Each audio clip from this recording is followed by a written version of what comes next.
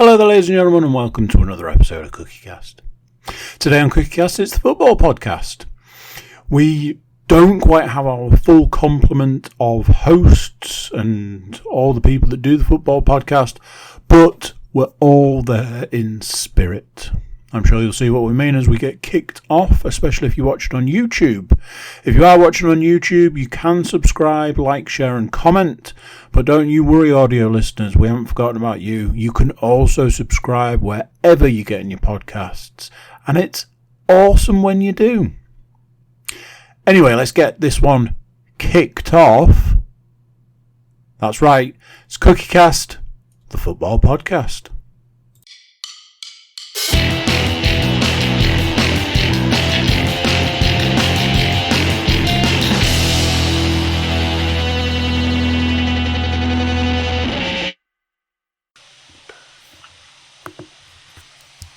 Recording in progress.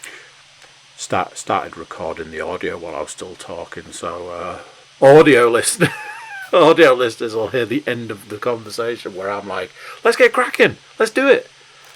Classic old school podcast. Let's get it done. Well, would it be at that point where Ed would just go, and I'm going to give it one of them? Yep. I feel like that's what's missing now. Quick, get Ed on the phone. Get him on the video. What phone. We should, you know, one of the first things in like some of the earlier podcasts was that we talked about the idea of getting a soundboard done, and I think if we could get Ed on that soundboard and give the public what they really want, which is Ed on every podcast. I mean, I'm not against this idea at all. Anyway, kids, ladies and gentlemen, boys and girls, without waffling any further, welcome along to this week's instalment of previously untitled football podcast week, where we will discuss last week's games, next week's games, anything that's happened in the world of football. There might even be some pre-World Cup talk, as it's been International Week this week. So, shall we start with last week's games? If you want, I mean... Is it at this point where we need to say, strap yourselves in, ladies and gentlemen, this could take a while? So, as a man who, I mean, let's not beat around the bush, I don't know a lot about football. I used to when I was a wee lad. I used to know a lot about football, and I mean a lot. But you know, things happen, things change, and now, I struggle with all of the football news. So when we were doing last week's predictions, and I'm like, I don't know what you lot are on about. Like 8-0. I've gone, you know, conservative. You know, I think I might have thrown out a 2-0 at one point, you know, or a 1-0. So this evening, I sit down, I get the book, I get the electronic device, get BBC Sport up and running, and I'm like, what? Are these eyes playing up? Is it time to go to the opticians? I might be seeing double vision here. So, England versus Albania. Two things about this. I'll tell you what I put down as a score, just as a comparison. So I put 2-0 down. And the second is, somebody's getting 2 points for the score, let's put it that way. Paul is not waving for you YouTube watchers. Paul is giving the score in this game. For the audio listeners, Paul. Not only is Paul giving the score for this game, Paul is giving you the score for this game had the game finished at half time. Yeah, all in the first half. 5-0 to England. 5-0. The most annoying thing about that was the fact that I was out on Friday night whilst this game was taking place with a fellow football fan, Mr. Richard Gore, and our exact conversation was 5-0 at half time. I bet it finishes 5-0. or at best 6-0. And we had a quick cheeky look at the odds, and for it to finish 5-0, I think was 7-2 half time. 50p. Should have had a cheeky nug on that, shouldn't we? So sadly, it was not to be. However, the 5. That's right. Count 5 England goals were scored by, in no particular order, but a very specifically particular order. Opening goal by Harry Maguire. We then had a first of the evening for Harry Kane. There was another international strike by Jordan Henderson. And then there were 2 more goals for Harry Kane to complete his hat-trick. We should probably point out at this point for the YouTube viewers that are used to seeing the Nottingham Forest contingent amongst us, there is absolutely no correlation between the fact that Jordan Henderson scored for England and Matt not being here. It is just coincidence. No. I think it's almost a direct correlation. I believe he's not on the podcast in protest about the fact that Jordan Henderson not only was picked for the England squad, but got a start in the England squad. Absolutely disgraceful behaviour. You know what's weird is, I don't know if I'm remembering this rightly, but I think the last time that the Nottingham Forest correspondent wasn't here, something happened to the score. But we'll get to that shortly. It's correct. It was indeed 5-0.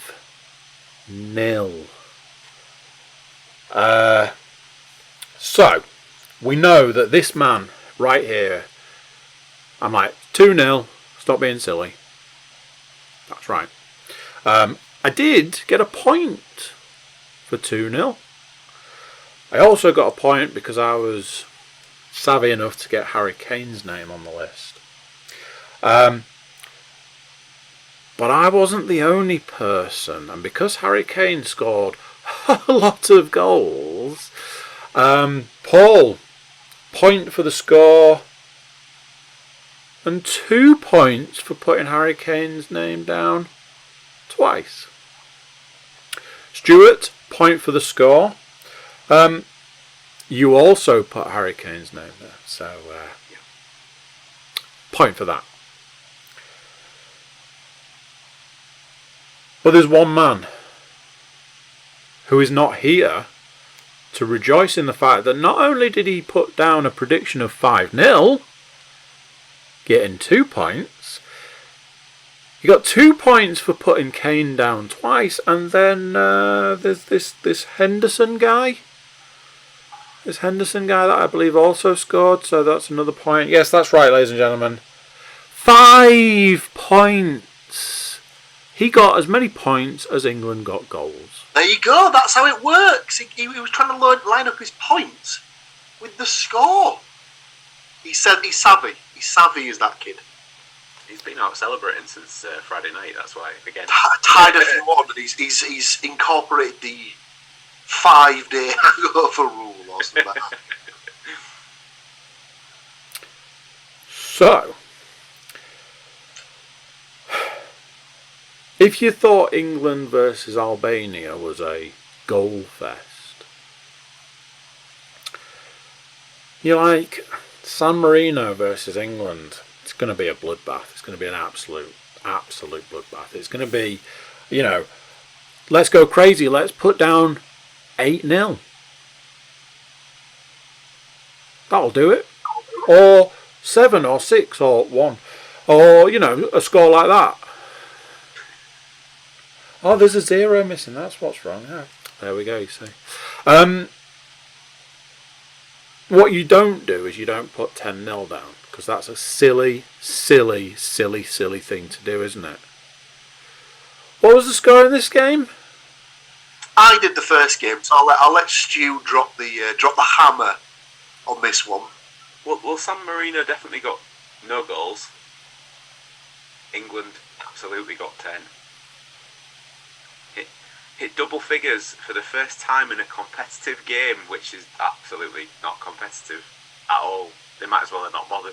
In fact, San Marino would have been better not turning up for the game because they would have probably got given a lesser goal difference. Yeah, they'd have had a 3-0 loss, wouldn't they? Yep. Terrible. So, there was a few goal scorers. I'm actually, when I read this out, I was a little disappointed that I didn't pick an own goal because I thought, actually, yeah, why not? That would have been quite a good time to do it. So, there was an own goal by Fabry. Then there was another goal for Harry Maguire. 4 for Harry Kane. 1 for Smith Rowe. 1 for Mings. 1 for Abraham. And 1 for Saka. At this point in time, when I was totting up the goal scorers, I was like, if I'd have known somebody called Mings was playing, I'd have put him down for a good 5. It's like, with a name like that, he's got to be merciless when he plays, hasn't he? Oh, At this point, can I point out there was also a goal scored by Jude Bellingham, which was very harshly chalked off for Tammy Abraham standing on one of the San Marino players. At this point, I'd just like to make that known for the record that I did have Jude Bellingham to score a goal. But did he actually, though, Paul? It's one of those, you can go after that, but you weren't the only person, and that would not change who won the week. It would make it even more of a win for the week. So you know, you can have it if you want. I'll chalk it up, but I will have to, treat everybody fairly. Bye. Treat all podcast hosts fairly. So, as we might have mentioned, somebody went with a 1-0, or a 0-1 in actual fact.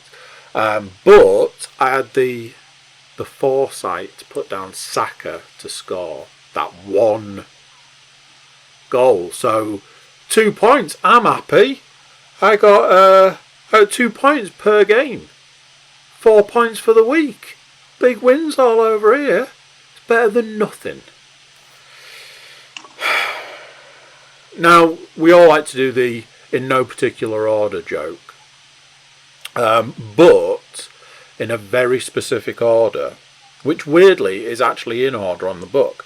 Paul, you got a point for the score, but then you got a point for Abraham and a point for Smith. So 3 points for you there, sir. Well done. Stu, you got a point for the score. You went with Saka, Maguire, and Abraham in your list of goal scorers of the 5. So you get 4 points. Take that.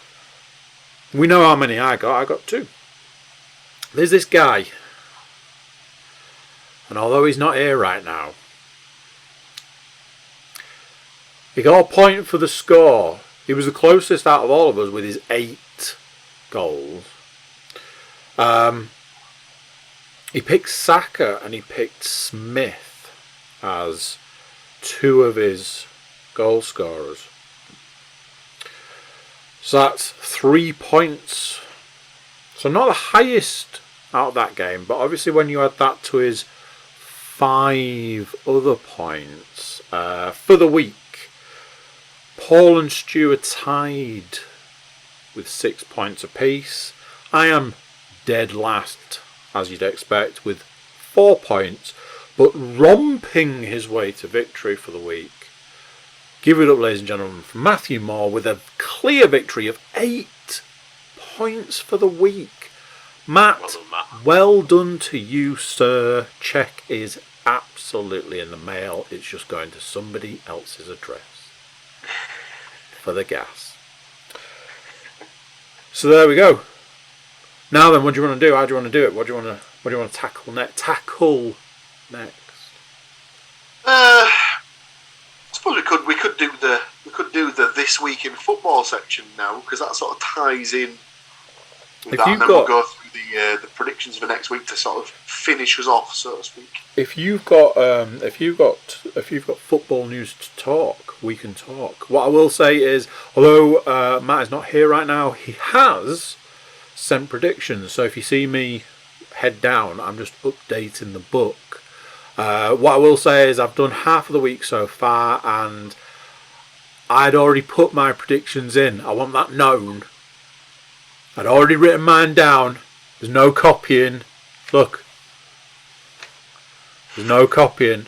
I will check that second half of the week, but at this point in time I want it known. I'd already put my predictions down. Anyway. What I'm reading for that is Andy's spending considerable less time looking for goal scorers now, is what he said.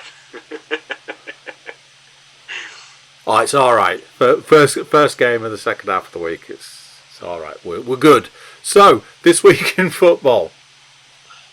So obviously, because it was International Week, we might as well start there. So this was the final round of qualification. It's certainly in Europe for the UEFA-based nations for the World Cup in Qatar. That's going to be played in November and December of 2022. So far, this is the list of qualified nations. So we've got Qatar as the host nation. We've then got, what are the chances? Literally, as I'm going to read the list, I get a pop-up that comes across the thing, so I can't read them. So we've got Qatar as the host nation. Germany, Denmark, France, Belgium, all group winners. Croatia, Spain, Serbia, England, Switzerland, and the Netherlands are the other group winners. So, those are all the direct qualifiers from Europe, or UEFA. The other two teams that have already qualified come from the South American section, which is Brazil and Argentina. So, from the European side now, I think it's 8 teams. Or is it 8 teams? A bit more, actually. I tell a lie, it's 12. 12 nations now going to the playoffs, so there'll be another 6 spots available for the UEFA teams. It's a seeded one-tie playoff, so the seeded teams will be drawn at home, and the unseeded teams will be the away side. So the 6 seeded teams in the playoffs is Portugal, Scotland, Italy, Russia, Sweden and Wales. The 6 unseeded teams that will be drawn to play away from home against those 6 teams is Austria, North Macedonia, Turkey, Poland, the Ukraine and the Czech Republic. So 6 spaces left, and the 6 teams out of those 12 will qualify to go along with the other group winners from the UEFA section that will go to Qatar. So it is just a straight shootout then? There's no semis and then a final? It is just the winner of that game and that's it? Yeah, just a one-legged tie. The draw is scheduled to take place on Friday, November the 26th. What's that? A week on Friday. Wales actually put in a decent performance, didn't they? As well. I mean, I don't mean to, no disrespect to any of our Welsh contingent, but I think everybody would have expected Belgium to absolutely do them.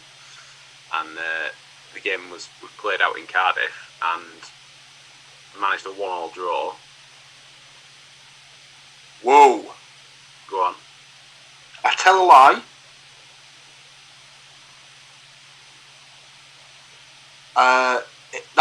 Those are the semi-finals. Oh, so there is an extra. Oh, so there must only be 3 more places that's for UEFA actually. So, that changes things, because I thought it was that the seeded teams and the unseeded. The seeded teams got the home tie, and then would go from there. But it says The 6 best ranked runners-up, based on criteria that starts with them, points, goal difference and goal score will be allocated to pot 1 and drawn in 6 semi-finals as the home team. Remaining teams are then be drawn from pot 2 for semi-finals 1 to 6.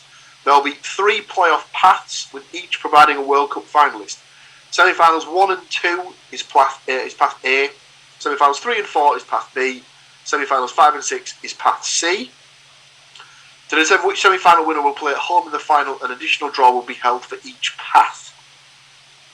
So obviously it's not as cut and dry as that. It's basically the seeded teams have all guaranteed 1 home tie, and then obviously it'll be semi-final 1 or 2 will be drawn out as the designated home tie for that path, if that makes sense. I'm going to stick my flag in the sand now. I think it'll be Portugal and probably one of the other home nations that gets through. As 2 of the 3. Probably.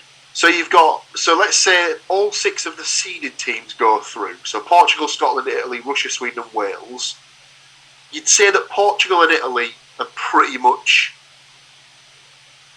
kind of guaranteed to go. Well, unless they end up playing against each other. It's nuts that like the world champions are having to. The European champions are having to qualify for. Crazy, isn't it? I don't know. Before that new guy took over. Scotland and Wales must kind of be hoping that they get the lesser of the unseeded teams and then avoid each other, or potentially might just say, do you know what? I want to play like Scotland or Wales. To be fair. If they can get through the first game and they go to the second, then maybe think of the teams there might be the weaker opportunity. So we'll see. Could end up being a British playoff to get into the World Cup. So it's that age-old thing, where in the rankings when they play against England, like we had in the Euros with Scotland. On paper, England you'd think would beat them. But actually the players know each other so well from playing against each other week in, week out, various locations around the country, and the fact that it's Scotland, England, so everybody raises their game that bit more. Yeah, absolutely. The home nations play each other. But hopefully they will, because it'd be nice to see like more than just England there to sort of follow through the tournament. Yeah. Outside of World Cup nonsense and shenanigans, I suppose the main things that have been making the news is goings on in the Championship, actually. So Derby's points deduction has been finally ratified and upheld by the EFL. Really? So they've now been docked a total of 21 points in total. So that drops them to -3 on the current league standing, and pretty much guarantees the relegation. You'd argue at this particular point. I mean, they can still get out of it, but it will be very unlikely. Is what he's saying, basically, at this point. Yeah, but they are not the only team to have been hit with a points deduction, as today, within the last couple of hours no less, Reading have been hit with a 6-point penalty after breaching the EFL rules. Just trying to go into it to get more information. The bit that I've seen said that it was a review of their accounts from between 17-18 and 2021, and they'd lost £57.8 million, which was almost £40 million over the threshold. No, sorry, £18.8 million over the 39 million threshold. As if they've got a thing to say, you knock yourself out, lads, go and blow 39 million quid and you'll be absolutely fine. We won't bat an eyelid at that. Like, what? That's absurd. You do wonder what a team at that level is spending that money on. And it has to be agents and stuff like that, like for players, agents' fees, players' wages, ridiculous. Like, it's just like it's the unseen costs that you never really think about. And so it's crazy. I don't know what Andy's mouthing, but it's something to do. I see. He's talking about marking the pitch lines. That was what he's talking about. Of course, yeah. But disappointingly for me, to bring it back to the teams on the podcast, Reading have had the points knocked off, and are still 4 points above Hull. So yeah, just if you could submit your accounts now for the seasons before they started investigating you, just so that we have another fighting chance of getting you a few more points knocked off. That would be most appreciated, gentlemen. Thank you.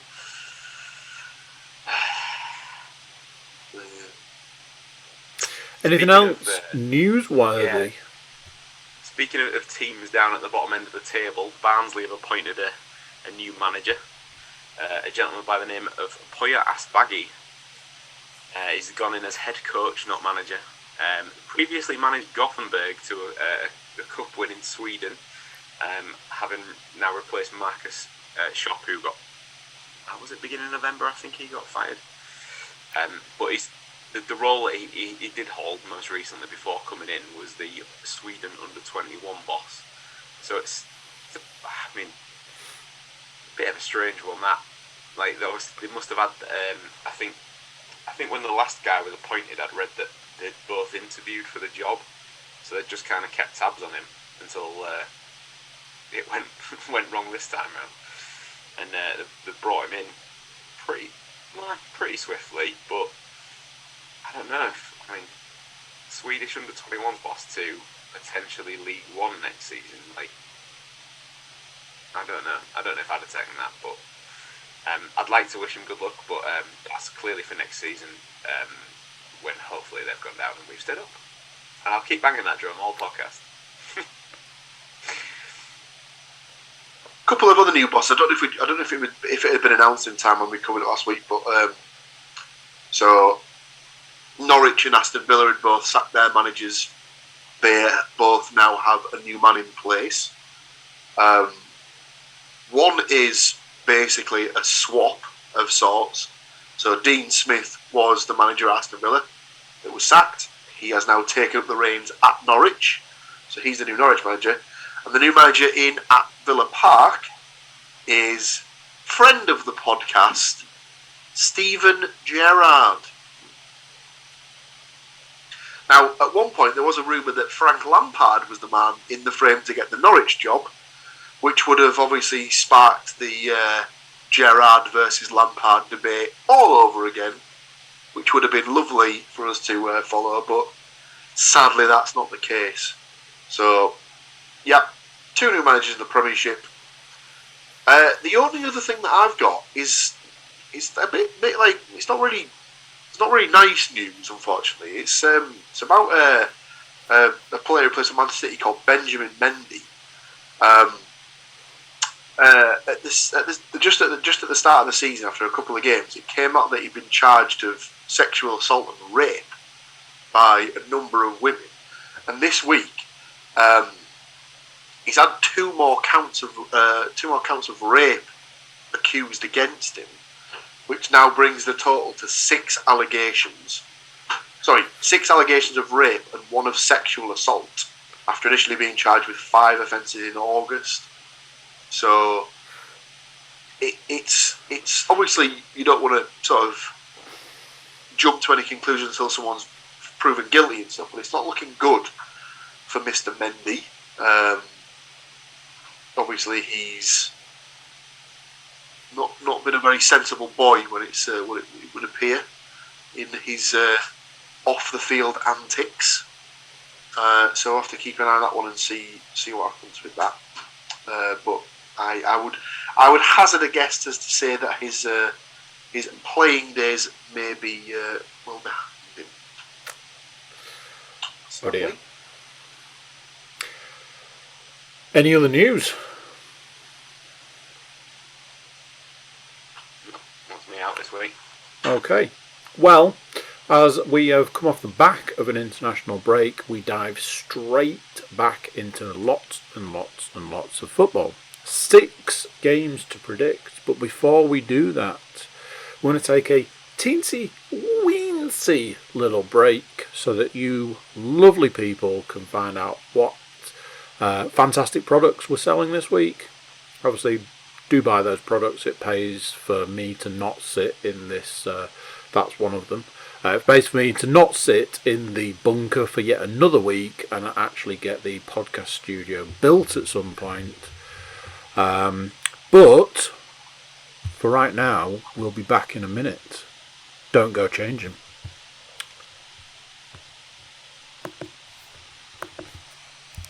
Recording in progress. It's not wrong. Aren't they fantastic products? I've got one of each, but I get them for free. I'm sure I can get you a discount if you need it. Hit me up on the socials. I've got some discount codes for the top 2 at least. So we've done last week, and the dominant force known as Matthew Moore when it comes to predicting games, trying to take down Stuart Woodmansey. Take him down. Let's find out what this week's games look like, and let's find out why it is that Matt has been able to copy my predictions even though he's not here. The only way to do that is to start with Hull City versus another city, and I'm noticing a trend this week because the City boys are taking on a lot of other cities. This one is Birmingham. Birmingham. 1 second. Hull City take on Birmingham City. Stu will go last. Alright, just little result. I'm gonna just check if I've got the just checking if I've got the old the COVID or not. Anyway, whilst we're doing that, let's talk some stuff here. Stu, you will predict last. Now then, he may not be here, but he has furnished with predictions. They are almost identical to mine, so it won't take long to get through them. Paul, do you want to kick us off? Well, Birmingham played the Borough a couple of weeks ago and managed to snatch themselves a 2-0 away win. I believe they may replicate that score this coming Saturday. Really? Yes. Okay. I would like to go for Deeney. And it seems a bit early in the podcast recording schedule to be mentioning this name, but obviously I'll go for Hogan, brother. I seem to recall predicting him to score a few weeks ago and getting laughed at.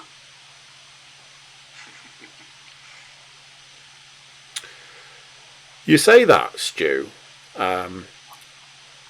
but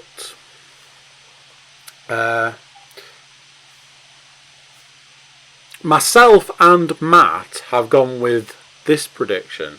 1-1, both of us.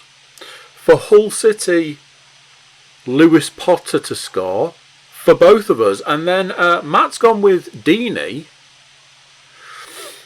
And I've gone with Hogan, so I saw it and I couldn't resist. I was like, little taste of the wrestling podcast. I mean, that never happens on the football podcast from my side of things, is it? So that just leaves you to tell us what's going to happen. I sort of disagree with Paul and agree with you guys more in the fact that I have also gone for 1-1. I have also gone for Deeney to score for Birmingham. But I've gone for Matt's favourite Hull City player in Josh McGuinness. Really? So it's either going to be an absolute shitload of points all round or nothing for the first game.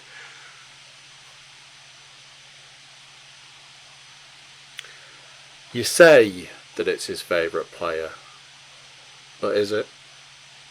Find out later in the podcast. What that does is it brings us on to our next game, because we're just flying through them right now. Middlesbrough take on another M. Millwall.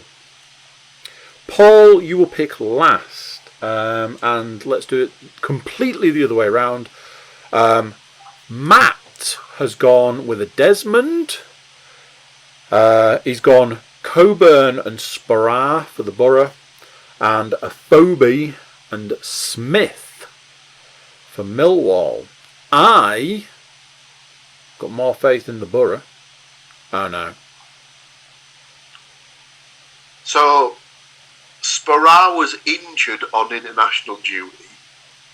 They don't know how badly. So, he may still make the weekend, just saying. It's alright. I don't know if it'll sway your predictions at all. He's got turf toe. He'll be fine. I was a little bit more in the Borough camp. 2-0. Crooks and Coburn to score. Stu. Not quite as in the Borough camp, but still a 1-0 win nonetheless. Millwall are one of them teams, though, aren't they? Where they're I know they have the reputation, but I figured it's going to be a scrappy game, so why not pick the thug to score the goal as well? So I've gone for Watmore. I'm very confused. I thought you were going for a Millwall win then. No, I said 1-0 to Middlesbrough. I mean, I know that can be quite confusing for a Middlesbrough fan, but it is weird. It's a weird concept. Speaking of the Middlesbrough fan, it's just you left. So this is the new manager's first game in charge. Oh, it's going to be a big Middlesbrough win. You'd like to think it'll come with that new manager bounce. He's had 2 weeks now to get the players in fighting shape. Well, the players that have been there. Drill him in the way that he wants to play and stuff like that. Could be missing a few from knocks from international break, so we'll see what happens. But I will go for a 2-1 win. Okay. Goal scorers. Tavernier.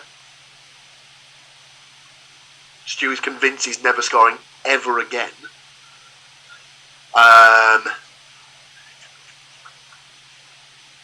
He's got a bit of a habit of goal-scoring defenders, doesn't he? Because of the overlapping and stuff like that they do. So stick us down for Paddy McNair. And for Millwall? Well, George Saville used to play down the river dance, didn't he? So he's obviously going to get one. Obviously. Now then, this leaves me in a bit of a predicament because the next game is Reading Nottingham Forest. Obviously Matt would go last, but Matt's technically gone second. How do we deal with this? Well, you give us your prediction. Me and Stu do our predictions, then you read Matt's prediction. See, this guy will pay for thinking. I like what Nottingham Forest are putting down at the moment, so I've given them the win, but only just. Gone with a 1-2. Swift for Reading, and didn't put Grabham down first for goals this week. I poured one out for Matt, and I put Lolly down.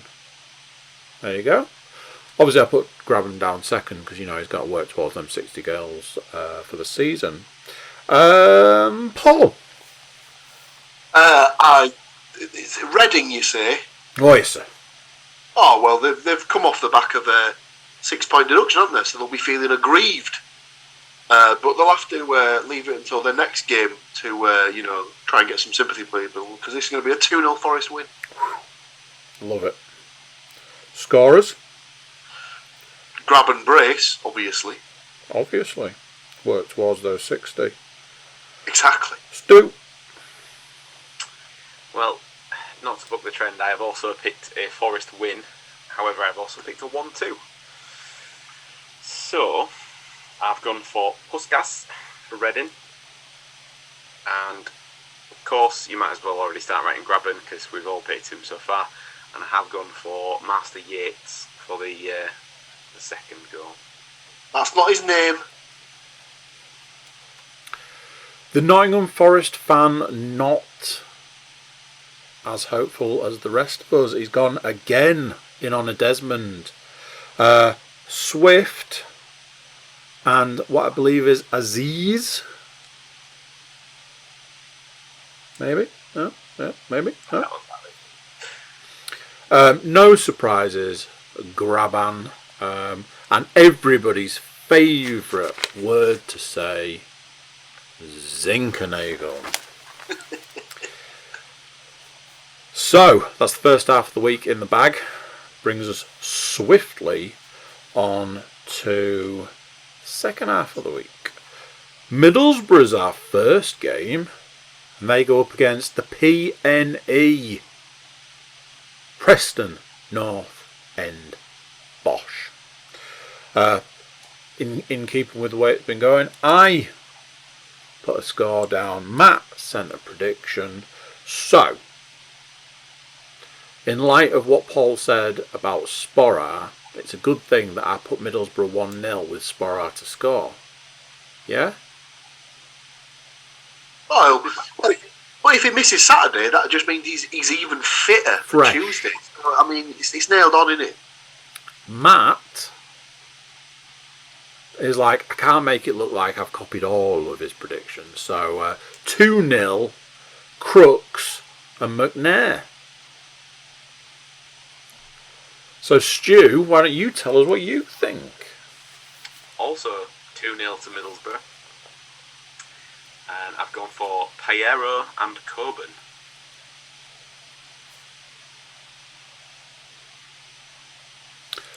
Paul? As I wipe the tears from my eyes as I'm so deliriously happy that everyone's all in on the Borough, I'll also go for a 2-0 win. Love it. Get the feeling he'll probably try and rotate his players in this like short space of time to see what he's got in the different sort of areas of the pitch. So I reckon we might see a Watmore goal. And I like I'm picking up what Stu's putting down with his Piero shouts. I'll have him, please. So, in keeping with the way of doing things, we've got Nottingham Forest football. They're taking on Luton Town. To make it fair for the Nottingham Forest supporter who is not here, I will go in on mine. And as I was saying before, you gotta love Zinkernagel. So 1-0 to Forest, Zinkernagel to score. Stu. I've gone for the 3-0 home win. Wow. With a grab and brace. And now for the third time that he's been mentioned on today's podcast, so it must come true in the Beetlejuice theory of things, Zinkernagel.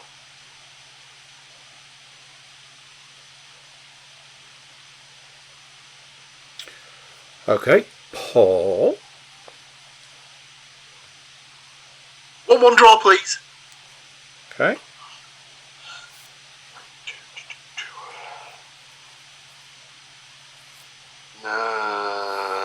Cornick for Luton.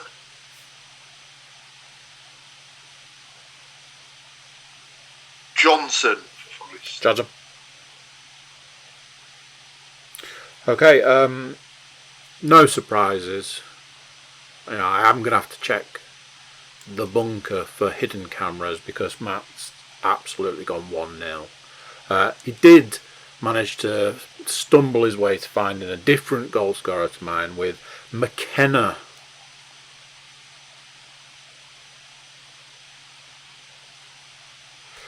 All that leaves is the city, the Hull City, taking on another city, Cardiff to be exact.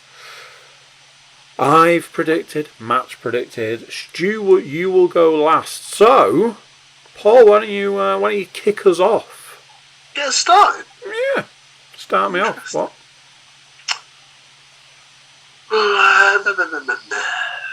I don't know if Cardiff have got a new manager in place yet.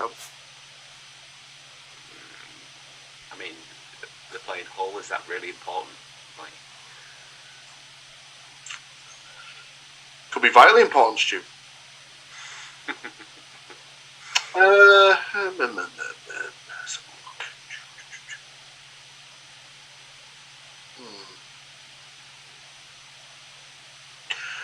0-1.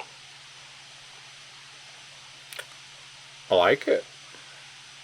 You just, like, when you were totting up then, was you just activating the randomizer? Like, what is going on? Yeah, I've got this app on my phone that basically just, like, when I've got no idea, it just sort of, like, gives me what, like, a stupid bet, basically. And in keeping with the ridiculous theme, I'm going to pick a goal scorer that I don't even think I've ever picked before. So, cue the frenzied looking through Hull's lineup to find a name I've never said before. And of course, we are going to go for Jacob Greaves. Convinced you were going to say the keeper then. Oh yeah, he's up from the back for absolutely no reason whatsoever. They've got a point in the bag. It's come to the last minute. Yet he's gone against the manager's wishes. He's committing career suicide here. What's he doing? Oh, he scored! What an absolute disaster! What an absolute disaster to win. So,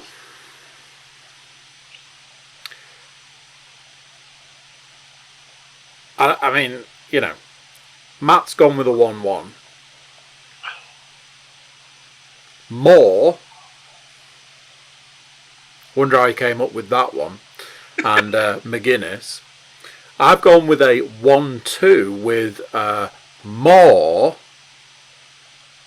and Lewis Potter and Wilkes. Well, I would quite happily snap all of your hands off for those points, or point right now. On the basis I've gone for Cardiff 2, Hull 0. Don't do it. Come on. And you've put Moore down for a brace, yeah? Get points. And if Hull win, then we actually get real points for actual league things. So yeah, Cardiff 2, Hull 0. I have also gone for Moore. And I've also gone for Harris.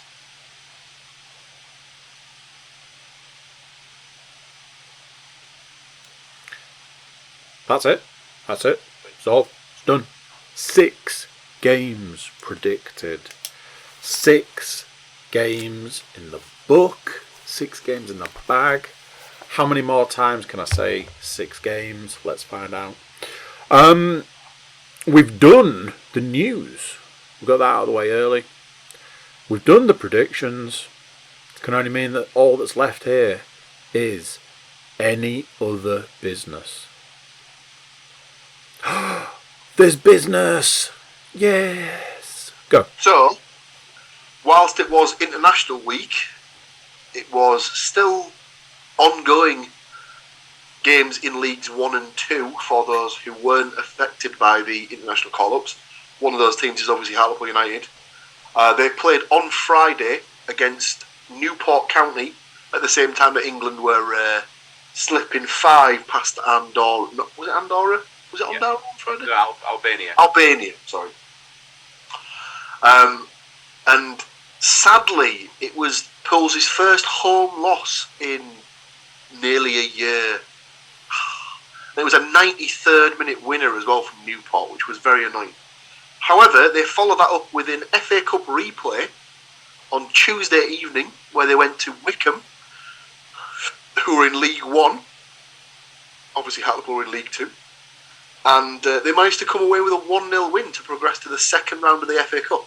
And in true Vince McMahon-esque situations, it was indeed the first time ever that Hartlepool United had beaten a higher ranked team away from home on their own turf in a knockout competition. Or sorry, in the FA Cup. So I thought that was worth mentioning as well played to Pools. They now progress to the second round where they will play Lincoln City away from home. That's going to be a bit tough. But on a side note, it is drivable, Lincoln, so might have an away game to go to on the 4th of December. Who knows? Any other news? That's it. Right there. Done. So, we will see you next week. There'll be a collective of these people. There might even be more people. Who knows? We will be talking about the games that we've just predicted and seeing who wins the week. But until then, like we were saying at the break, not an international break, just an advert break, do buy the products and get me out of this bunker. Until next week, we will see you guys then. Take care of yourselves. And yeah, see you then. Bye-bye. Recording stopped. So there we go. What do you think to that? Another week done, another week of games gone, and another week of games to look forward to. Big thanks to Stu and our wonderful host Paul, and a big thanks to Matt for sending his predictions in to us even when he couldn't make it. Big thank you to all you guys, especially if you're a subscriber. Wherever you're getting your podcasts, you can subscribe, and it's cool. You can also jump over to our website, thecookiecast.com. Check us out over there and drop us a line, either social media or email. It's all there. That's it for this one. Until next time, I'm going to say bye, and I'll see you then.